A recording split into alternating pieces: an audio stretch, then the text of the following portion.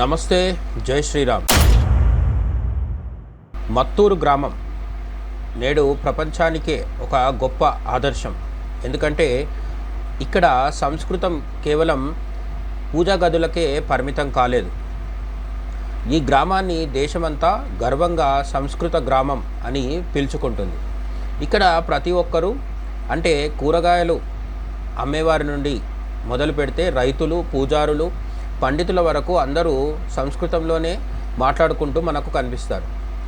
పరస్పర పలకరింపులు, వ్యాపార లావాదేవీలు, పిల్లల విద్య అంతా మన ప్రాచీన భాష అయిన సంస్కృతంలోనే ఇక్కడ కొనసాగటం విశేషం.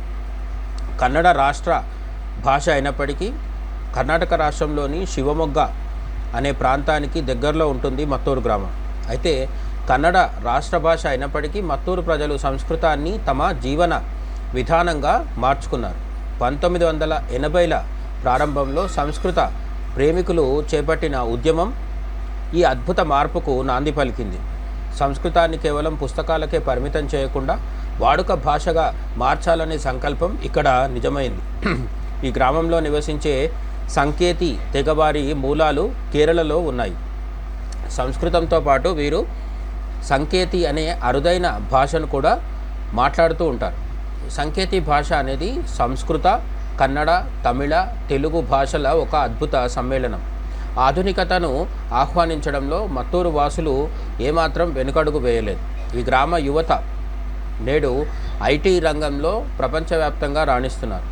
సెల్ ఫోన్లు వాడుతూ ఆధునిక విద్యను అభ్యసిస్తూనే తమ సంస్కృతిని కాపాడుకోవడం వీరి గొప్పతనం. ఆధునికత అంటే పాశ్చాత్యీకరణ, వెస్టర్నైజేషన్ కాదు, మన మూలాలను కాపాడుకుంటూ ఎదగడమే అని వీరు నిరూపిస్తున్నారు. పాఠశాలల్లో సంస్కృత విద్యను తప్పనిసరి చేసి పిల్లల్లో సంస్కారాలను పెంపొందిస్తున్నారు. ఇక్కడికి వచ్చే పర్యాటకులు గ్రామంలోని సైన్ బోర్డులపై సంస్కృత అక్షరాలను చూసి ఆశ్చర్యపోవడమే కాకుండా మన సంస్కృతి గొప్పతనాన్ని గుర్తిస్తారు. వేల ఏళ్ల నాటి సంస్కృతం ఇక్కడ సజీవంగా ఉండటం మన భారతీయతకు గర్వకారణం. ప్రపంచవ్యాప్తంగా ఎన్నో భాషలు కనుమరుగవుతున్న తరుణంలో మత్తూరు ప్రజల కృషితో సంస్కృతం చిరస్థాయిగా నిలుస్తోంది. ఇది కేవలం ఒక గ్రామం మాత్రమే కాదు, భారతీయ సనాతన ధర్మం భాషా పరిరక్షణకు ఒక శక్తివంతమైన కేంద్రం. మన భాషను, సంస్కృతిని కాపాడుకుంటూనే దేశం బాగుంటుందనే నిజాన్ని మత్తూరు గ్రామం ప్రపంచానికి చాటి చెబుతోంది. మత్తూరు గ్రామం కేవలం ఒక భౌగోళిక ప్రాంతం కాదు, ఇది భారతీయతకు ఒక నిలువుటద్దం. నేడు మాతృభాషలను, సంస్కృతిని విస్మరించి విదేశీ సంస్కృతుల వైపు పరుగులు తీస్తున్న తరుణంలో మన మూలాలను ఇంత బలంగా పట్టుకొని ఉన్న మత్తూరు గ్రామస్తులు ప్రశంసనీయులు. సంస్కృతం అంటే కేవలం మతపరమైన భాష అని అపోహపడే వారికి ఇది నిత్య వ్యవహారిక భాషగా ఎలా మారుతుందో మత్తూరు ఒక పాఠం.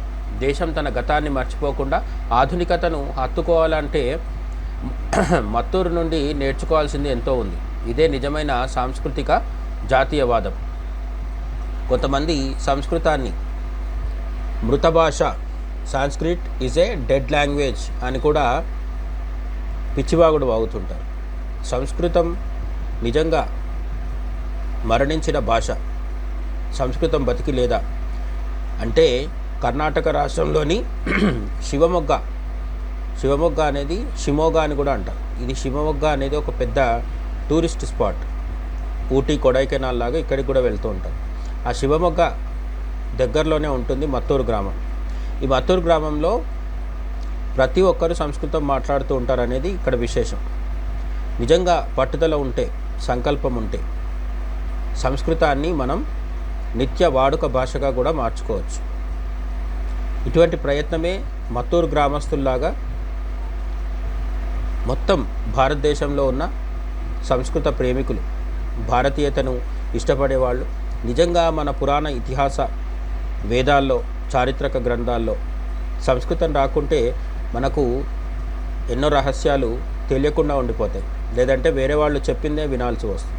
అలా కాకుండా నిజంగా సంస్కృతంలో ఏముందో తెలుసుకోవాలంటే, సంస్కృత గ్రంథాల్లో ఏముందో అర్థమవ్వాలంటే సంస్కృతం నేర్చుకొని తీరాలి. ఆ పని మత్తూరు గ్రామస్తులు విజయవంతంగా 1980ల నుంచి చేస్తూనే ఉన్నారు. అనేక దశాబ్దాలుగా వాళ్ళు సంస్కృతాన్ని తమ సంస్కృతిలో భాగంగా మార్చేసుకున్నారు. మనము కూడా భారతీయ సంస్కృతి అంటే సంస్కృతమే అన్నది గుర్తించి సంస్కృతాన్ని నేర్చుకొని నిజంగా మన సంస్కృతిలో వేల ఏళ్లుగా ఏమి దాగుందో వెలికి తీసే ప్రయత్నం చేద్దాం. జై హింద్.